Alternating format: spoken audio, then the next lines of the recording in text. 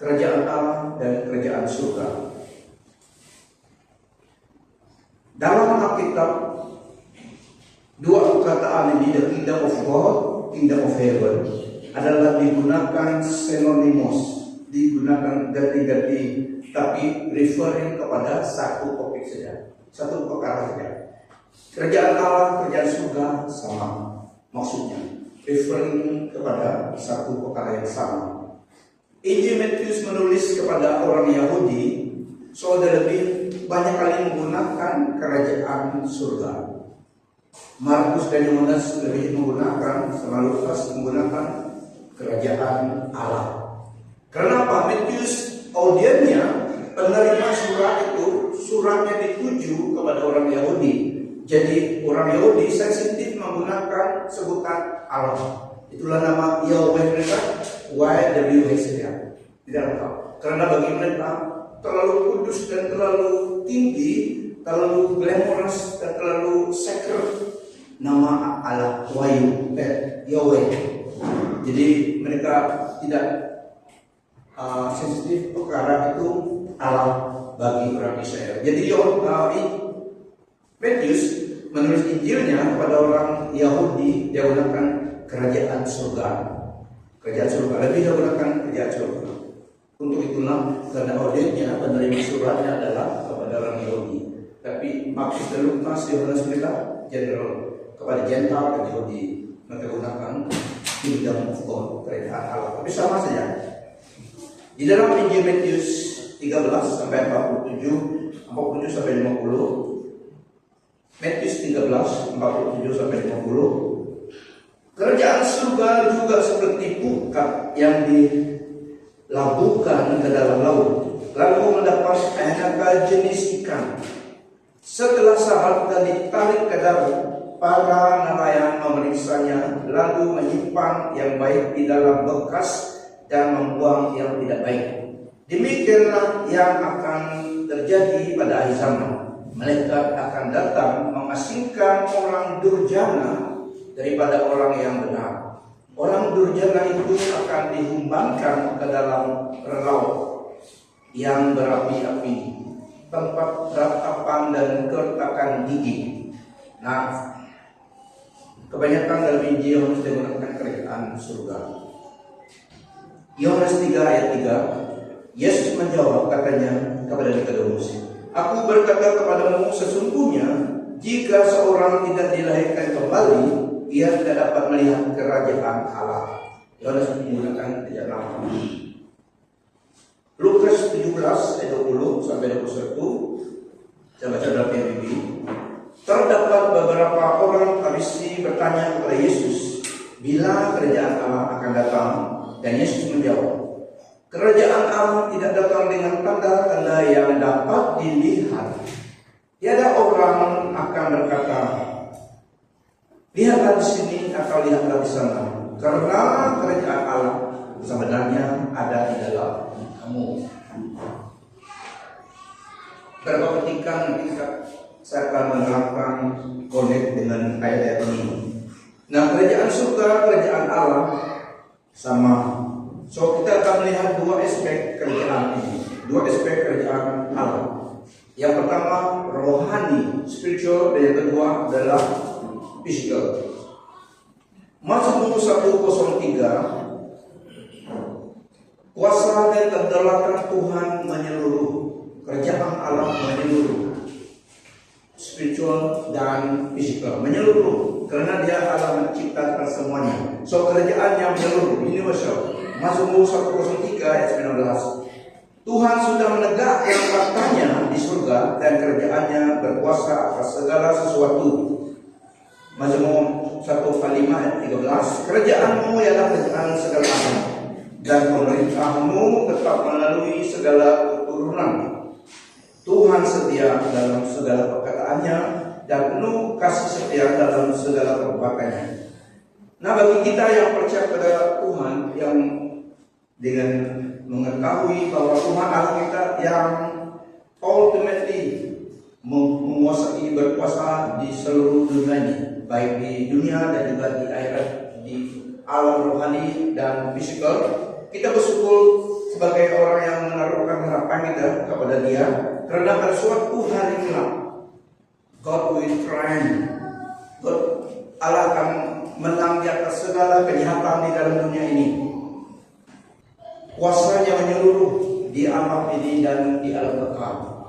Dan Dia akan mengalahkan kejahatan di dunia ini dan mengumpul kita yang percaya kepadanya masuk di dalam kerajaan surga, kerajaan kekal. Dalam 1 Tawarikh 29 ayat 10 sampai 11. Lalu Daud memuji Tuhan di hadapan mata seluruh jemaah itu. Kata Daud, segala puji bagimu ya Tuhan Allah nenek moyang kami Israel, dari selama-lamanya sampai selama-lamanya. Tuhan memang punya anugerah, kebesaran, keperkasaan, kemuliaan, kekayaan, dan kemegahan. Karena Engkaulah yang mempunyai segala sesuatu di langit dan di bumi. Ya Tuhan, memang kepunyaanmu kerajaan, dan Engkau ditinggikan sebagai ketua atas segala sesuatu, dan perkasaannya menyeluruh. Allah kita, kekayaan dan hormat berasal daripadamu, dan Engkaulah yang menguasai segala sesuatu.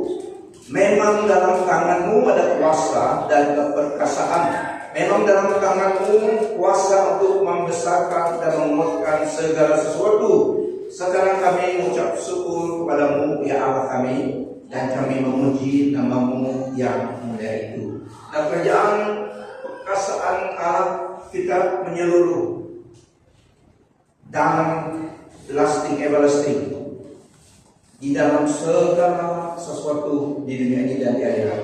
Universal dalam ciptaannya. Mazmur 115 ayat 15 sampai 16. Perhatikan sebaiknya lagi. Mazmur 115 15 sampai 16. Semoga kamu diberkati oleh Tuhan yang menjadikan langit dan bumi. Langit malah seluruh angkasa ialah milik Tuhan. Langit segala seluruh angkasa milik Tuhan.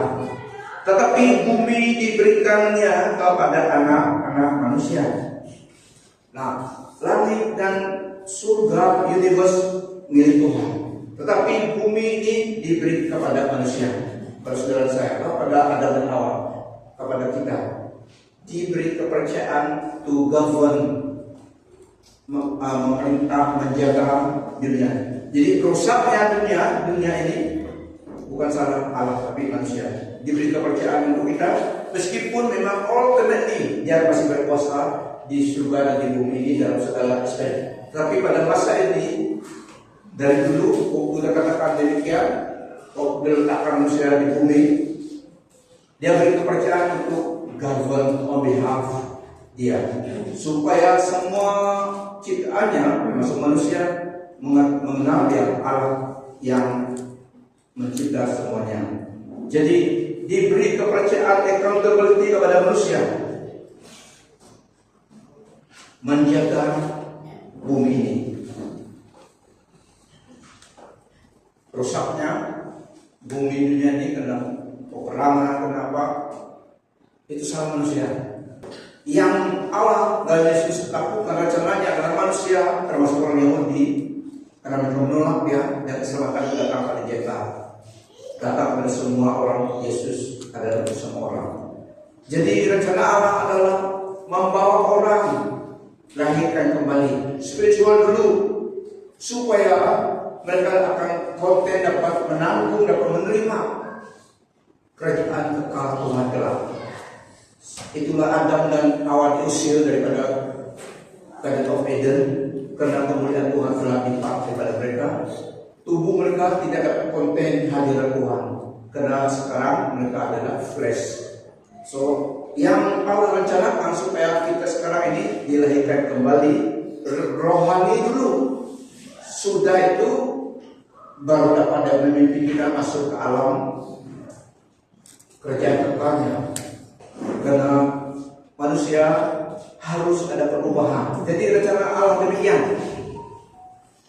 Spiritual kingdom dulu, dan kerajaan rohani ini di dalam hati orang percaya kepada Tuhan Yesus Kristus, yang ini adalah invisible, tetapi rohani. The reign of God, invisible reign of God dalam hati orang percaya. Tuhan memerintah dalam hati orang percaya yang menerima Yesus sebagai Tuhan dan Juru Selamat, dan mereka diberikan kembali. So mereka ready untuk masuk ke dalam kerajaan kekal Tuhan dan akan masuk ke dalam milenium. Ini rencana Allah. Dia prepare the body of Christ, saudara kita, saya, supaya siap dapat konten, dapat handle kemuliaan Tuhan itu, karena kita telah menerima Roh Kudus dalam diri kita. Nanti dia memimpin kita dalam masuk dalam kerjaan kekalnya. Kita ready sudah. Tapi orang Israel pada masa itu tidak mengerti. Mereka mau fisikal dulu, mengalahkan Roma. Ini sudah pikiran mereka. Jadi apabila Yesus datang demikian, mereka susah menerima kenyataan itu. Tuhan Yesus datang dalam pelayanannya di dunia ini, dia katakan dalam Lukas 11:20, tetapi jika aku menghalau roh iblis dengan kuasa Allah, maka sesungguhnya kerajaan Allah sudah bertapak dalam kalanganmu. Nah, inilah yang menghalang orang Greek dan orang Yahudi menerima Injil pada masa itu. Karena ini, bagi orang Yahudi dalam 1 Korintus 1:22-25, orang Yahudi menuntut tanda berbentuk mukjizat, manakala orang Yunani menuntut kebijaksanaan. Sebaliknya kami memberitakan Kristus yang disalib. Hal ini menjadi batu sandungan pada orang Yahudi dan dipandang bodoh oleh bangsa-bangsa lain. Namun demikian bagi mereka yang dipanggil Allah, baik orang Yahudi maupun orang Yunani, Kristus kuasa Allah dan kebijaksanaan Allah. Kebodohan Allah lebih bijak daripada kebijaksanaan manusia. Kelemahan Allah lebih kuat daripada kekuatan manusia. Nah, saudara-saudara, in His first coming, Jesus came as the suffering servant. Pada pertama kali dia datang ke dunia ini. And His death on the cross established the basis for the regeneration of sinners and His rule in their heart.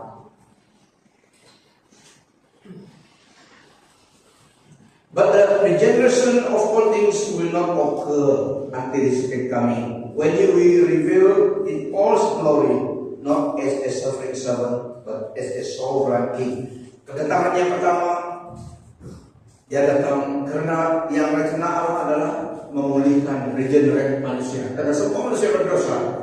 Jadi bagaimana manusia dapat berdosa, yang berdosa dapat masuk menerima kemuliaan dari Tuhan. Itulah Adam dan Hawa diusir daripada Taman Eden karena mereka terdapat konten kemuliaan Tuhan di situ. Dia membaluti mereka dengan kulit dosa dan dihalau keluar pada kemuliaannya. Kalau mereka tetap di situ, memang mengkacau. Jadi begitu juga Yesus datang sebagai suffering servant untuk menebus dosa manusia. Itu pertama dia datang supaya yang percaya padanya diberi rohnya, supaya prepare kita menerima the great things of God. Harus ada regeneration karena semua orang berdosa. Harus ada pemulihan terjadi, ada perubahan dalam hidup manusia. Itulah pada masa 40 hari Tuhan Yesus in between resurrection dan ascension, He spoke of the thing concerning the kingdom of God. 40 hari Tuhan Yesus di dunia ini setelah dia bangkit daripada kematian. Dia belum langsung ke surga. Sampai orang meniru, memberi ajaran, orang manusia 40 hari di dunia ini belum pergi. Itulah juga selit ajaran purgatory, tempat singgahan sebelum naik. Tidak ada demikian. Cukup bersih dari surga. Purgatory tidak ada dalam Al-Quran. Mereka menirukan karena firman Tuhan katakan 40 hari in between resurrection dan ascension. Resurrection itu adalah kebangkitan Yesus dari dalam kematian, dan ascension dia balik ke surga dan Roh Kudus datang. So in between ini 40 hari Tuhan Yesus di dunia ini. Dia menyatakan dirinya dengan berapa orang termasuk semua disciple-nya, dan pada suatu ketika 500 orang dia menyatakan dia akan ikat panggang. Waktu anak muridnya telah lama, dan Tuhan telah, pada masa itu Tuhan tidak ada dengan mereka, jadi mereka telah hampir mundur. Petrus katakan, saya akan pergi jalan lagi, going back to his old profession, pekerjaan lamanya. Tidak ada Tuhan lagi dari kita. Saya balik kerja, kakak ikan lagi tidak. Oh, saya ingin ketemu kalian. Mereka pergi. Satu malam kakak ikan, profesional fisherman, satu ekor ikan bilis itu tidak dapat. Mereka balik mengeluh, tidak ada ikan. Padahal ini musim bagus. Tidak ada. Waktu mereka balik, hampir sampai darat, mereka lihat ada api di situ. Tuhan Yesus katakan, friend, have you got something? Tidak ada. Satu malam tidak apa-apa. Dia katakan, tebalah jalan sebelah kanan. Tebalah lagi. Petrus hampir tidak percaya. Tapi ada iman dalam hatinya. Dia bilang, dia ingat itu Tuhan Yesus. Tuhan, dia bilang, satu malam kami sudah carikan di tempat jauh sana, tidak ada. Tuhan Yesus suruh tebal jalan sebelah perahu mereka pulang. Sambung beda sudah, tidak jauh dari darat. Tapi dia katakan, but at your word, tapi dengan kataanmu saya akan tebal Tuhan. Tebal. Mereka biarin jalan. Jalanlah dari perkebunan. 150 ikan besar, hampir perahu mereka tenggelam sana. Mereka panggil perahu dekat supaya dapat kali buka itu banyak ikan. Sampai di darat mereka lihat ada bread, ada ikan panggang. Bawalah sebagian ikan itu panggang kepada Yesus. Dia harus mereka. Bawa ikan salmon, ikan sardin, panggang sana. Tapi sudah ada lagi. Tuhan Yesus mereview berapa ikan sana. Pernah makan saja. Dan orang mereka lapar. Sejuk lagi, dia sudah buat api. This is apa? Supernatural God. Kematian dari kehidupan sama ya bagi dia Allah. Apa yang dilakukan semua dapat.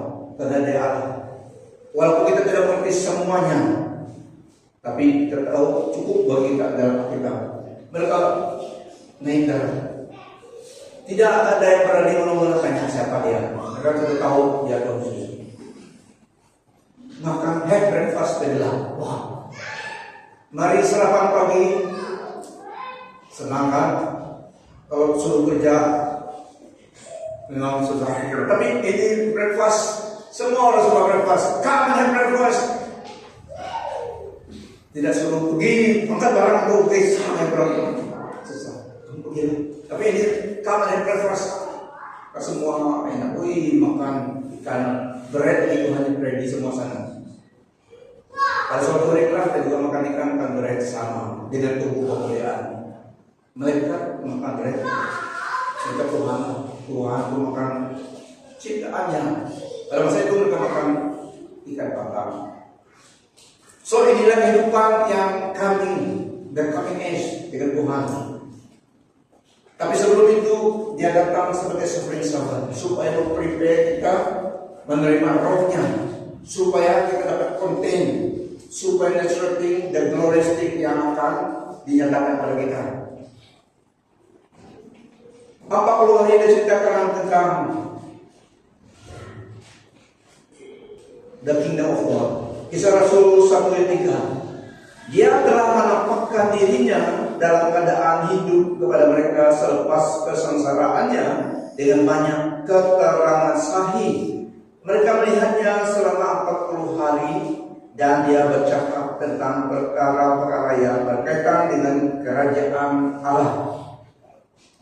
Jadi dia mau spiritual dulu, prepare manusia yang berdosa menjadi tidak berdosa lagi, tenang, karena rohnya diberikan dalam hati kita. Inilah Tuhan ingin lakukan. Spiritual kingdom. Ini plan Allah. Spiritual kingdom reign in the lives of people, preparing and gathering people of new race to enter the millennium kingdom of Christ. His coming reign on earth as King of Kings after the Great Tribulation. Jerusalem, the headquarters. Tuhan mau adalah sebelum pengangkatan gereja, karena inilah yang kita nantikan, the rapture of the church. Jadi Tuhan Yesus tetap as covering servant menjadi penebus dosa dan selesai dia balik berkuasa tetap supaya kerajaan rohani ini yang ditanamkan hati orang percaya diberi roh Allah supaya mereka dapat diterima masuk di dalam kingdom Tuhan. Ini plan Tuhan.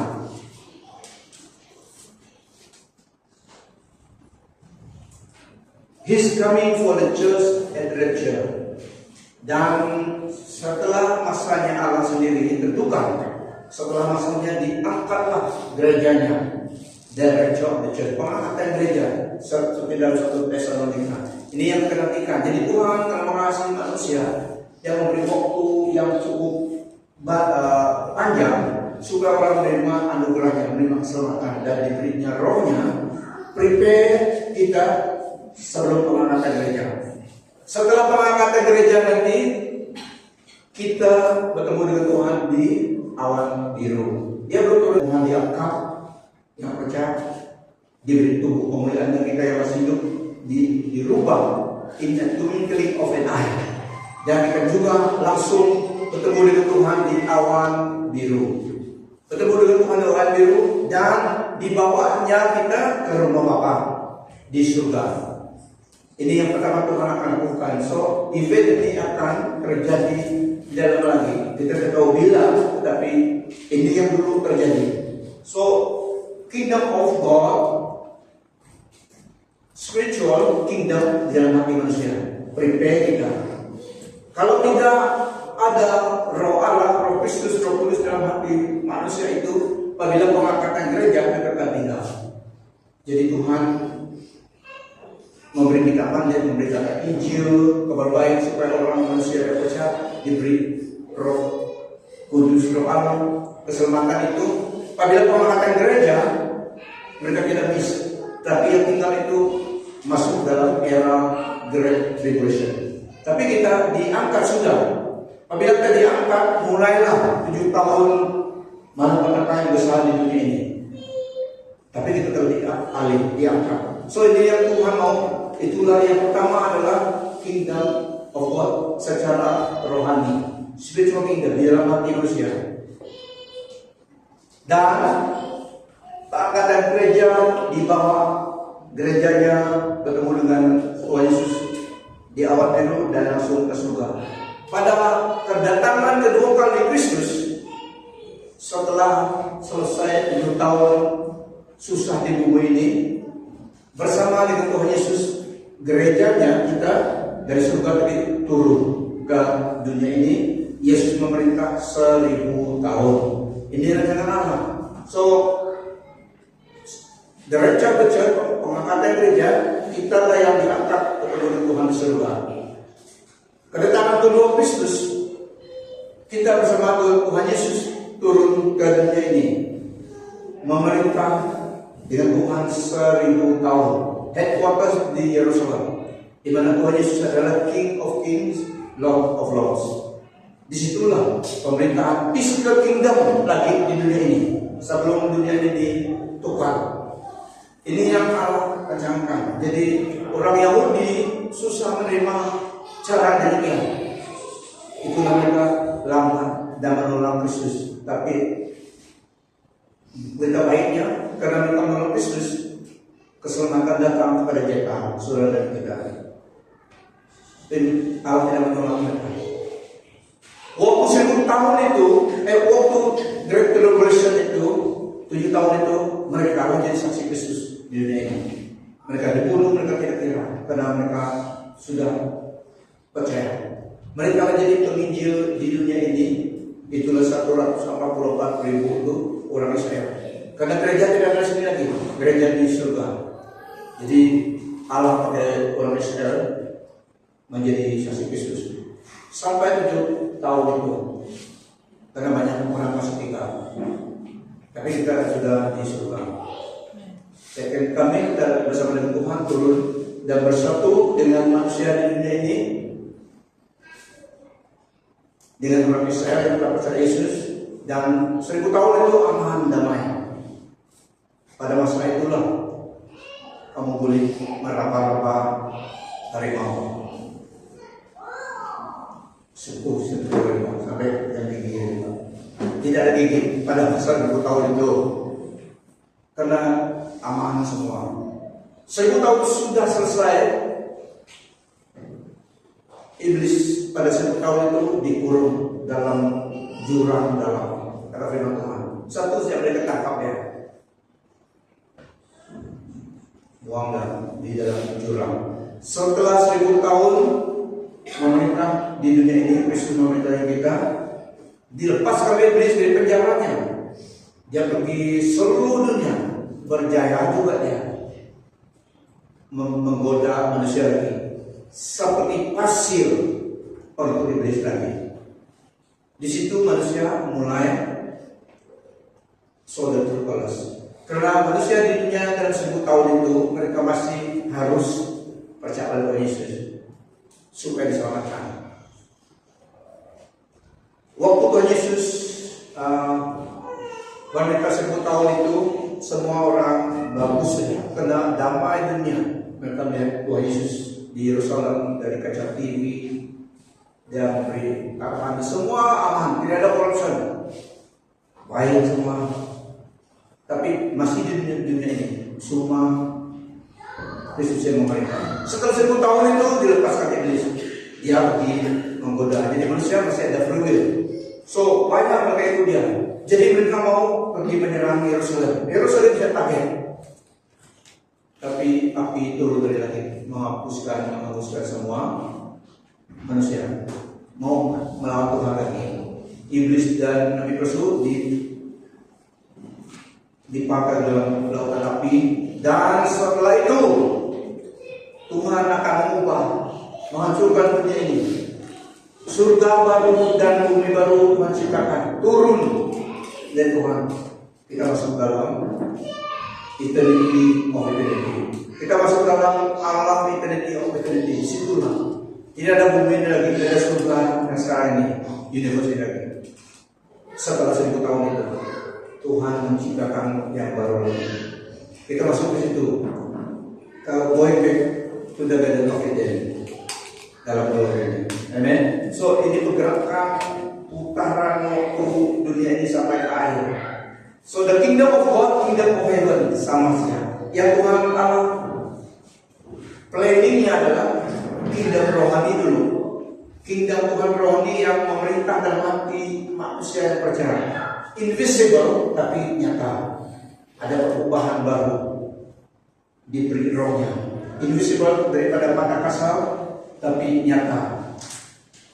Setelah itu the kingdom of God yang physical nampak dengan mata kasar. Oke, tapi yang pertama adalah spiritual kingdom, memerintah dalam hati orang percaya, supaya yang percaya masuk dalam kingdom yang nyata itu. So ini rencana Tuhan. So kingdom of God, the kingdom surga, kerajaan Allah, kerajaan surga samanya dalam firman Tuhan. Semua digunakan sinonimos saja, tapi referring kepada perkara yang sama. So inilah pergerakan putaran kehidupan waktu di dunia ini sampai ke akhirat. Pertanyaannya, soalannya untuk pribadi, Mukrahim, are you ready? Kamu harus siap. Jadi ini Tuhan lakukan. Rohani dulu dan fisikal. Karena pasti ini terjadi. The kingdom of God, spiritual, dan juga kingdom of God memang universal dan physical. Literally nyata dengan mata kasar kita. Beri kemuliaan bagi Tuhan.